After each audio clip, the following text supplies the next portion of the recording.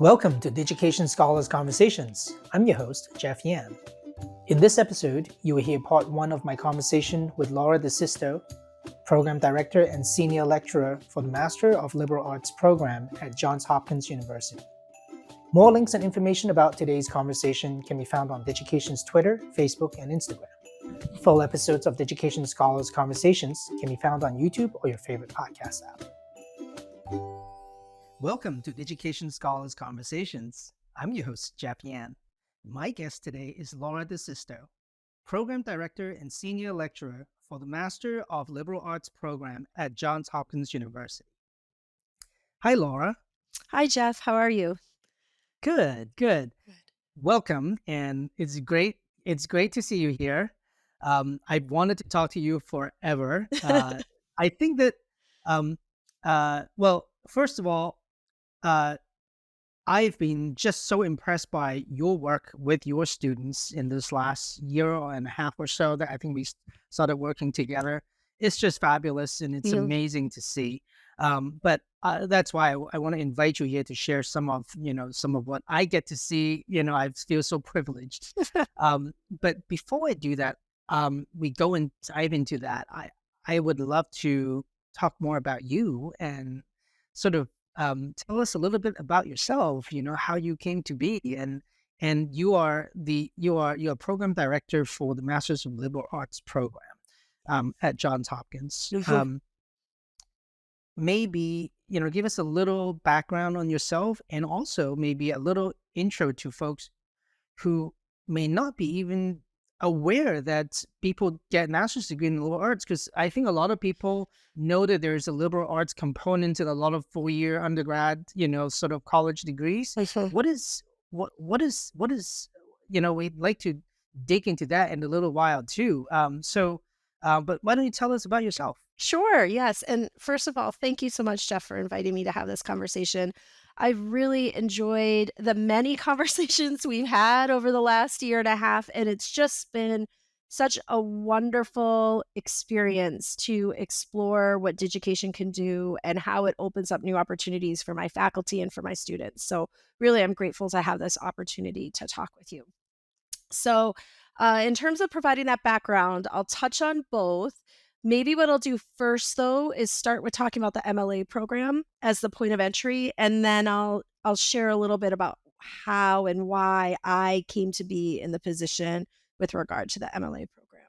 So the Master of Liberal Arts at Johns Hopkins is actually the first graduate program of its kind in the United States. So you're right to be asking this question because we're the first ones who created a master's level degree primarily with the focus of being just the liberal arts on a very broad term rather than a specified discipline. And we just celebrated our 60th anniversary, so we've been around for a while now. Of course, we have now a number of other programs across the country at other wonderful universities, and they go by different names: Master of Liberal Arts, Master of Arts in Liberal Studies, and other variations thereof. But across the board, these master's level programs are intended to provide students with opportunities to take a deeper dive into the liberal arts at a level that goes beyond what's more typical at that undergraduate 4-year, either in terms of the general education or core curriculum, or in terms of the more highly specified discipline-specific major that students complete in undergrad. With regard to the MLA program at Johns Hopkins, what makes us unique, and this has been with us the whole time since we were first established, is that we are really a program that is interdisciplinary by design. So we are not, there are other models that are out there. So that's the disclaimer. The choice that we've made with the Johns Hopkins Master of Liberal Arts program is that our courses are topic or question driven, and then our faculty and students engage with, study, examine, explore that topic or question, drawing from multiple disciplinary perspectives, even if each faculty member might have a particular area of specialization that they bring to the conversation. They're still expected to also go on that journey and bring in other disciplinary voices and ideas and responses to that question or topic. So our students, it's a non-specialized master's degree in that respect, but we do have some common threads that exist across our programs. So, regardless of which specific topic or course our students are studying, we do want them to be grounded in the history of ideas. We want them to understand the scholarly discourse that has occurred up until this point in time. We want them to understand history and context and social movements and all of those different factors that have contributed to our understanding of ourselves and the world around us. So we make sure that that happens. As I already mentioned, we are very much interested in questions, whether you call them essential questions or eternal questions or unanswerable questions. We're interested in providing our students with openings and opportunities to explore those questions in depth and to work their way into finding some way of engaging with them thoughtfully and meaningfully. We also want our students to be able to understand that each discipline has its own complexity in terms of how it responds to different topics or ideas or issues or challenges, and to be able to work within the complexity of each discipline and then also be able to work across the different disciplines and put those different methods of inquiry in dialogue with one another. So that's what's happening in our program. I hope that doesn't sound too abstract. Happy to elaborate further, but that's the approach that we take with the MLA. Yeah, actually, I'd love to get a little deeper into, maybe what's an example of one of these big questions, big topic that might start that conversation, and then what would a, an example student will do, Yeah, yeah. Oh, a group of students will do. Yeah. that's a really great question. So, and I should also add that we have the model of our program is very flexible. Our students do 10 courses. They take one core, 8 electives, and one capstone. And that'll come up later in our conversation as we're talking about digication. But with our core, they actually choose from 5 different core options, and then they can take additional cores as electives as they go through. And part of what we've played with some of our core course titles is putting them in the form of a question. So I'll give you those 2 examples to answer your question, but of course, there are many, many more that I could do. So one example is our core course called What is History? And the other example is our core course that is called Why Read the Classics? So for What is History,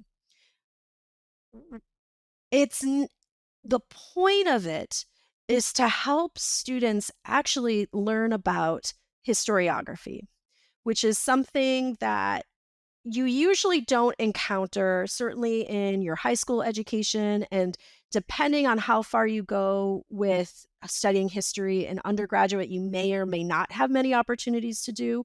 But what it essentially does is it helps students understand that history is a field that is constantly in the process of being made. And so our understanding of a particular topic changes and shifts as the scholarship in response to that particular topic changes and shifts. So, what our students then do in that course is they pick a particular topic that's of interest to them.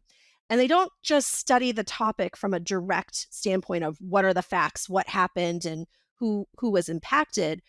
Instead, what they're doing is they're looking at what has the scholarship said about what happened? How has it changed? Who was doing that study? What voices were heard? Which voices and perspectives were excluded? What other threads or other interpretations or other directions have people gone in responding or navigating or investigating that particular topic? And how does the understanding of those, I don't want to say evolving, right? Because it doesn't always mean a neat and tidy progression, right? Sometimes they're very distinct and competing ideas of or interpretations of what happened when looking at that particular topic.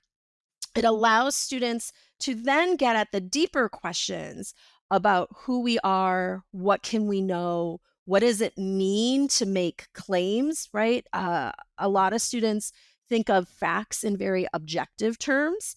as if they're established and unquestioned and those sorts of things. So as you start with that very broad question of what is history, you actually end up starting to ask these other questions that get to some of those more eternal, potentially unanswerable, but always really interesting and rewarding to look at questions about who we are and how we understand ourselves. What is the nature of story, right? What is the role that story plays in our understanding of ourselves and who shapes those narratives? And then when certain accounts of events become accepted, what are the consequences of that? And how does that affect and impact things that happen later on down the line, whether directly or indirectly. So that's one example.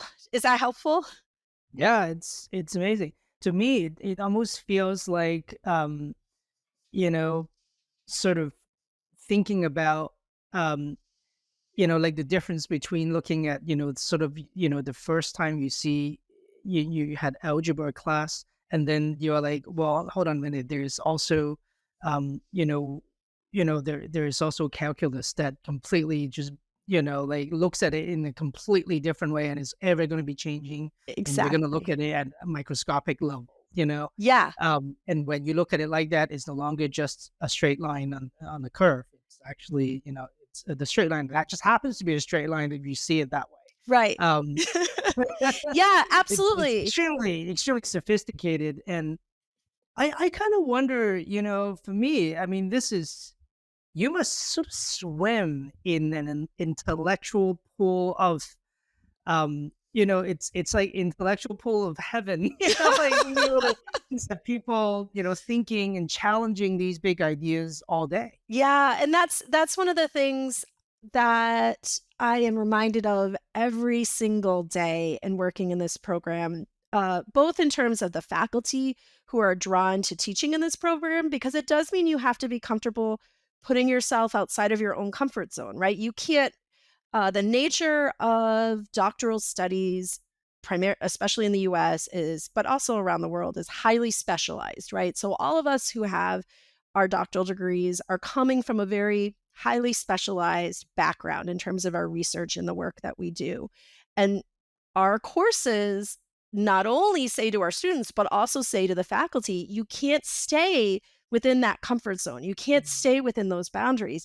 You have to be open to thinking about other angles, other approaches, other disciplinary lenses that can add additional dimensions to the conversation or open up whole other areas of critique, even. And so our faculty definitely have that disposition. And then our students are the ones who set the example time and time and time again. We have such an incredible, diverse, inquisitive, highly motivated group of students who dive into the opportunities in this program and just never cease to amaze me with the directions that they take, the conversations and the class discussions and those kinds of things. Yeah. Yeah. I mean, in some ways, you were talking about these, folks having, these essential questions and having discussions and debates, and um it sounds would you call it sort of Socratic in the way that it's structured? Yeah, I mean, I think to an extent. So the critique that some people have of the Socratic method, and I don't think it's actually grounded in the Socratic dialogues, at least my interpretation of the Socratic dialogues. But many people see that the Socratic method, when it's used in a higher education environment, is almost a performative act, right? Mm. To that the actually something that I think Socrates, at least as we know him through the dialogues, would probably critique, which is asking provocative questions just for the sake of asking them. And I don't think that's actually what he was doing. And I or at least the way it's portrayed in the dialogues. And I would say that the more generous interpretation of, And the Socratic dialogue or the Socratic method in teaching is definitely something that we're doing, right? Where just the we concept of keep asking yeah, questions and and not just keep asking, but ask the follow-up because what I see mm, Socrates doing in those dialogues is he's asking the follow-up questions to take it beyond the surface level, to go deeper, to say, right. okay, if you answer this question in this way, doesn't that bring up all these other questions? And how can we fully understand our answer to this first question if we don't also then take the time to think through what it means to answer that question that way, or how we go about answering these secondary and tertiary and so on and so forth, these other questions that follow. And so that genuine, going back to some of the other things that we've talked about in the past, that genuine approach, that authentic approach to asking for the purpose of the shared project of trying to make meaning and understand things better. Absolutely, yes. Happily, fully embrace that that is something that we're trying to do in our courses throughout this program. Yeah. Well, I ask also because, it has become a bit of a buzzword for especially a lot of K-12, sort of schools. Yeah. People talk about it. Sometimes I sort of wonder, you know, that you have a 60-year-old model that Mhm. has been working tremendously well. And you are, you know, you're understanding it. You're also multiplying your knowledge year over year as well. So I'm almost feel like that in this MLA program, you've got an accumulation of an explosion of like amazing amount of knowledge and experiences. But it's not about content. It's about the construct and the process of how to learn and how to be a better human, how to be someone who understands the world, you know, um, in a more meaningful way, right? Yeah.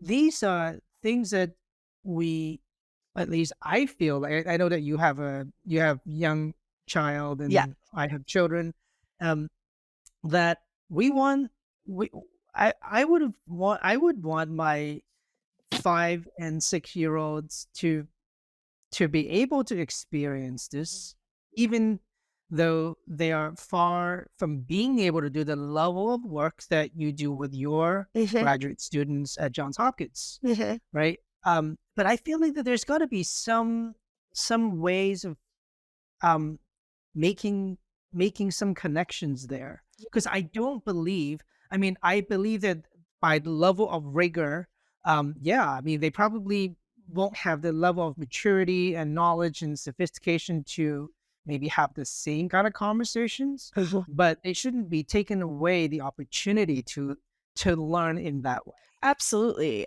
So I have so many things I want to say in response to that. So, and I guess this will get back to one of your earlier questions about my background. And so I Yeah. should explain that my PhD is in philosophy and education. So it was even though I said we're highly specialized, in my case, it was an interdisciplinary, highly specialized doctoral degree. And so um, I have been for a very, very long time over 20 years, interested in these intersections between philosophy and the work of education, and not exclusively higher education, right? Education, and in fact, a good portion of my career prior to joining Johns Hopkins was in teacher education. So and those, I have a very special place in my heart for working with future educators, and then also long-serving teachers who go on to do additional work and I can talk about that later too, but in the liberal arts in particular. And so emphatically, my answer is yes, there is a place for these kinds of conversations at every single level of education. I also, as you mentioned, happen to have a 4-year-old and an 8-year-old. At this point in time, dispositionally, my 4-year-old is much more open to the kinds of philosophical conversations I try to have.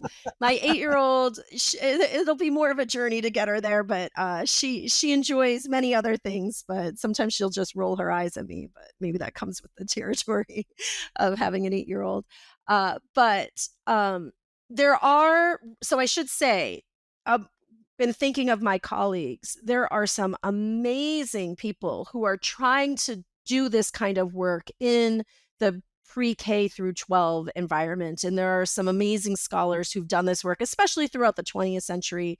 Really, really good work has been done. It's not necessarily, and this is part of the dance of, do you Are you overt and calling it the infiltration of philosophical ideas and thinking and teaching methods in the K-12 environment, or are you doing it, in more subtle ways? But there is an organization called the Institute for Philosophy for Children, and they work directly with teachers in that pre-K through 12 range. And they have wonderful programs and training and those kinds of things. There's excellent research out there. Back when I would teach in teacher education programs in undergraduate and graduate alike, there's this really great book called Little Big Minds by Marietta McCarty, and she takes that more question driven, like she takes a certain topic and she talks about how you can engage with very young children all the way through in that more conversational approach. How do you talk about something like death? How do you talk about something like the concept of time? Because honestly, many children come to philosophical questions quite naturally, right? They're trying to make a meaning and understand everything that's all around us. Many of the things that we already have ceased to question or we take for granted. And so it absolutely is the case that there's a place for this kind of work in that kind of educational environment. There is good work being done, but I always think there could be more. What I'm thrilled to see is that a program like the MLA is such a good fit. We do have a good number and a nice, strong history of educators who come and pursue the MLA program as a part of their ongoing growth and professional development and that sort of thing. And I just think it suits them very, very well to have these opportunities, even if the specific topics they study in our classes, it might not be the same readings that they bring to their students in their classrooms, but they time and time again tell me, oh, I'm taking elements of the different things that I've encountered in the MLA program and directly bringing it into my classroom and sharing it with my students. And they are eating it up. They are devouring it. They're absolutely connecting with the types of things that my students are bringing with them from this program, which I think goes back to, those other things that we've been talking about, which is that when you are trying to understand and make meaning of the world around you, it no longer seems like a stale or abstract or pointless exercise, right? It's not having somebody jump through hoops just for the sake of doing it. It's saying, no, like, what does it mean to be in this world with other people who have vastly different ways of understanding the concept of what truth is or what objectivity is or Right. that sort of thing? How do we see that playing out? And then you can imagine examples just flow from there. And then how do people approach those topics or ideas from a literary perspective? What does that look like in a historical perspective? And so on and so forth. And students of all ages are able, again, you scale it and you would make adjustments for the different age levels, but they're able to connect because those connections already are present, right? It's not forced. It's not something that's shoehorned in to the work of Yeah. learning. Well, those are some of the things that I feel like, that worries me so much these days, is in the, extremism and the tribalism of, how our world is being organized, especially with the popularizations of all of the social media, which they take advantage of the fact that, oh, hold on a minute, we can take emotion as one of our tools, ammunition to draw eyeballs, I and it know. unfortunately turns into money. It's Sure. almost like, oh man, I wish they had found anything else, I know. but as a result, I almost feel like that in the last, and I don't, I guess, the most recent history always seems most, it feels most true, but but definitely it feels very real that um we that our society doesn't have meaningful ways to disagree with each other without trying to kill each other. Right. Like you were talking about having critiques and having Mhm. discourses, Mhm. these are fantastic ways to, like I said, it sounds like a pool of intellectual heaven, Mhm. but in i- the way that, it's being translated in our world today, Mhm. it's not. Right. It's turning into the opposite direction, you know? Yeah, absolutely. And, one of the things, so the MLA program, obviously being 60 years old, the majority of its history has been traditional on campus classes primarily at the Johns Hopkins Baltimore Homewood campus. But in more recent years, so I'm about to enter into my sixth year here at Johns Hopkins, and I would say it was approximately 3 or 4 years before I joined, the program had started moving over into also providing online offerings. And at this point in time, uh, due to a variety of different factors, we're primarily fully online at this point in time. And in fact, we're asynchronous online, which means for people who don't know is that there's no specific day and time in which all of the students are logging in together, whether it's through a video conference or something Right. else where they're all engaging simultaneously with one another. An asynchronous online class uh, has a very different approach. And for us, our students still work within a weekly schedule. They still have shared assignments. They still do projects. They still have all the range of different kinds of things that a student normally does in any class. But the conversations happen across the duration of a week.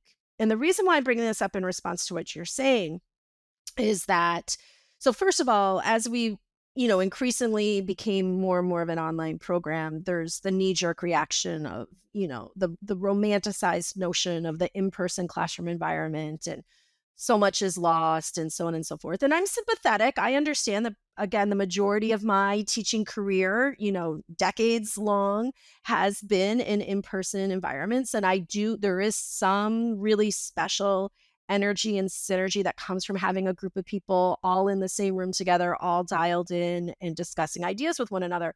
But the reality is actually that oftentimes in those environments, the strongest, most confident, loudest voices are the ones that are heard the most. And of course, we as educators are trained to find different ways to create those spaces to make sure all the students' voices have an opportunity to be heard and to share and contribute. But some people are processors and like to spend more time crafting their responses, and other people think in ways that don't fit within the confines of a time bound class session.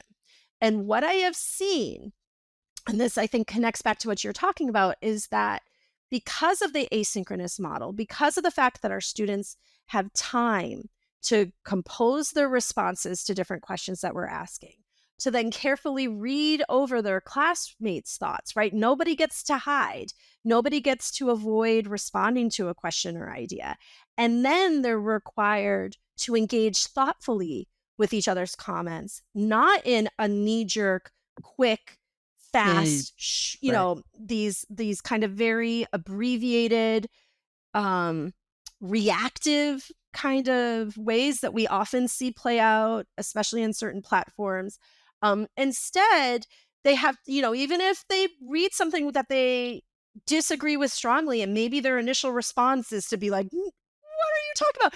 They have that opportunity to step it back, right? It's still within the boundary of a week, but still to think about how might I respond to that other person in my class, acknowledge what I hear them saying, and then push back in ways that are productive, that might help that other person understand their point of view, and so on and so forth.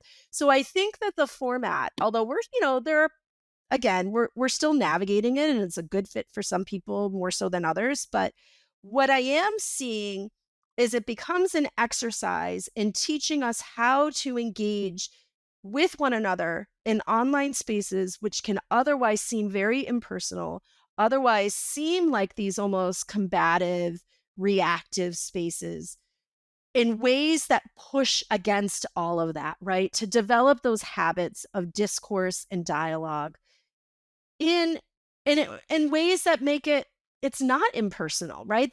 Our students create really amazing lasting relationships with one another, and they could be located on completely different parts of the country, different parts of the globe, different time zones, different stages in their lives, and all of those different sorts of things. Because I think in part they have to hear what everyone has to say, and they have to be able to respond thoughtfully and constructively to the diversity of viewpoints that they share with one another. That I know that was a roundabout way to get back to your point, but I see it play out time and time again. And I'm hoping that that'll have a ripple effect and improve some of those challenges we now have with, like you said, discourse and tribalism and all of those different things that have emerged. I think it's an amazing observation. I think that this idea that just providing time to think and reflect is something that s- especially in the Western culture, is not celebrated Mhm, very much. I mean, people start to now do a little bit of like you should meditate and you mhm, know, you know, stay in the moment and all this kind of stuff. But um, if you look at our calendars or schedules, our what goes on to a regular, I mean, your 8-year old, I'm guessing that their lives are in school is packed. mhm, One thing to another. Mine are right. mhm. Um, and there is an never ending amount of content that people are trying to shove down their throats. Um, and and it comes from every direction, and that this idea of being able to just taking you know the time and just kind of be like, what, I'm going to compose and feel this for a little bit. I may disagree with it, but let me really feel whether I actually disagree or do I just not feel comfortable, Mhm, and I have to actually digest it a little bit, and then I realize why I disagree with it, mhm. and may not even be for the reason I thought it was gonna be. Maybe I'm not Exactly. even mad about it at all. Maybe I'm just like, I just realized I learned something, right? Exactly. Yeah. And all of this, the ability to learn to how to disagree with someone, and and but but but to me, there's also this taking away part of the current I think you used the word combative, But and I really feel that. I think mhm, there's almost like a sense of the activity that we engage in, I have to win it. mhm. There wasn't even a competition. Right. You know? It wasn't even a competition. I have to win it. I have to beat the other person, Well, right? But instead, in your situations where they can be like, you have a week. Together, we're going to construct something mhm. that will benefit all of us, right? That's a that they're all going to win. So it wasn't like I'm gonna beat you, Right. right? Right. Yeah. Yeah, and, and I think I could not agree with you more, and again, I see that play out so many times, and I think also one of the benefits of the MLA program in that it isn't highly specialized, and there isn't a particular professional goalposts that everyone is they're not all working toward the same outcome or benefit of doing the MLA program aside from the personal enrichment angle, which then means they're not competing in an environment of scarcity in the way that even other really healthy academic environments, sometimes as you get closer and closer to graduation, people realize, well, we've all been trained to go into the same field. We're all looking for positions, Right. we all want the same jobs. Who's getting them, who isn't, where are you in your journey, that sort of thing. In a program like mine, which doesn't have that specific professional outcome at the end, means that you're absolutely right. It removes layers of that competitive environment as well. They, like you said, everyone wins, and it's constructed in a way in which there's no there's nothing else at stake except for doing the work well and approaching it with an open mind and a genuine willingness to learn from one another, right? And in that kind of context, there's plenty of room at the table for everyone to contribute and everyone to get something out of it. And and of course, I'm not trying to downplay the fact that our students also have very real pressures and goals and professional visions that they have for themselves that they're working toward. I'm not at all trying to say that that's not a reality of their experience. Of course, that's present, but it's not at the cost of the other members of the program, right? It's not set within those parameters. And I think that that also helps to alleviate some of that feeling among the students too. Yeah, I love that. I as you were talking about, um, that your students have, um, they go on to do incredible things. Mhm. They have great aspiration. Um, I wanted to actually talk a little bit about this idea of people thinking about, sort of professional specialists versus like a professional generalist. Mhm.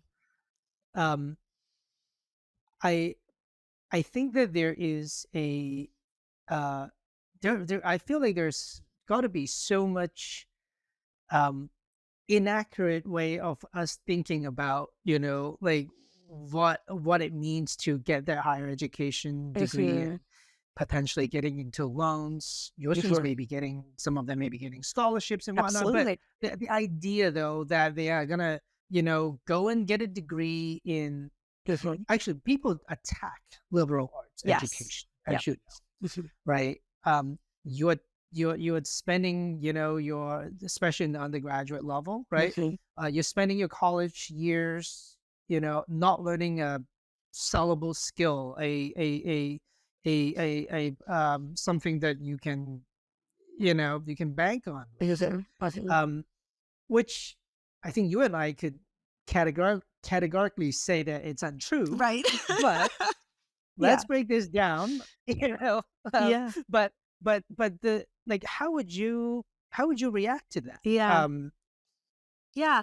I have a number of different ways in which I respond to that. Of course, as you know, too, there are a number of organizations out there that do the in-depth research, like AAC&U has a number of those reports available. I think Georgetown did one recently. That looks at the actual facts around individuals with liberal arts education, and the reality is that the negative economic impact that people claim in the kind of just general discourse actually isn't what you see play out. That's not my world. That's not the kind of research I do, so I can't speak to it in depth. But I've certainly read it and I share it with my students, and time again, especially in terms of the duration of one's career. What it shows is that individuals with a liberal arts degree have a longevity to their careers, even if the specific work that they're doing might shift or change. But it also shows, if I'm remembering the research correctly, a greater propensity for, I guess I should say, stepping into leadership roles, right? And there are some very real reasons why. And I'm not saying that it's the only pathway. I want to make sure that's very clear. Just like we were talking about before, I'm not interested in it being a match where, it's one versus the other, liberal arts versus a highly professional. There are many different pathways for people to find fulfillment, to find happiness, to find their sense of self. And that's great. Good for them. But for a good number of people who pursue liberal arts degrees, they end up developing certain abilities to analyze, critique, respond to, adapt, innovate, lead that serves them well in whatever professional pathway or environment they choose. And it also tends to be the case that they have a little bit more flexibility in terms of how they understand their pathway moving forward, right? Because it hasn't already been spelled out for them that if you do this, you're guaranteed a job doing this next thing. And then from there, the stepping stones go in this following way. Because if you have pursued a liberal arts degree, there is an understanding that you're going to have to figure out how what you have to offer fits within what's available all around us, and then make that case for yourself and how you do that, and then work your way through, right? So there's more work that goes into crafting that pathway than the ones where maybe it's paved a little bit more smoothly for them. But that does tend to lend them or provide them with some benefits when there are disruptions to the economic environment and there are disruptions to the workforce and what careers can be. I'm saying this drawing from my own personal experiences and the networks of people I know, but also from talking with students who are in my program. So I should clarify that our program has anyone from recent college graduates to people who are in their mid 80s. We have students who have highly specialized degrees. We have doctors, lawyers, judges, finance individuals, CEOs, MBAs, all of those sorts of things who have gone on and had those careers. And we also have people who are educators, who are social workers, who work with students in admissions offices. And we have artists and we have creators and people who, um, you know, engage with the world in much different ways than the other students and everything in between you can imagine. And talking with them about why they're drawn to this program and how they see it connecting with their lives and those kinds of things, what they usually tend to say, it's a few different things. One is they felt that their world, in whatever career or pathway that they're on, had become too narrowed, where they were having the same conversations with the same kinds of people, and they weren't, I don't know, to use a metaphor, drawing from a deep enough well, right? They weren't feeling as though like their life had just become smaller and smaller and smaller, and they knew that there was more going on. There are more conversations to be had. There are more perspectives to hear and to learn from. And so they come to a program like this to do that, hopefully also then to bring that back into those worlds that they felt were narrow, or hopefully to find communities of people who also push back against that kind of narrow worldview and also like them share an affinity for the kinds of questions in intellectual work that we do.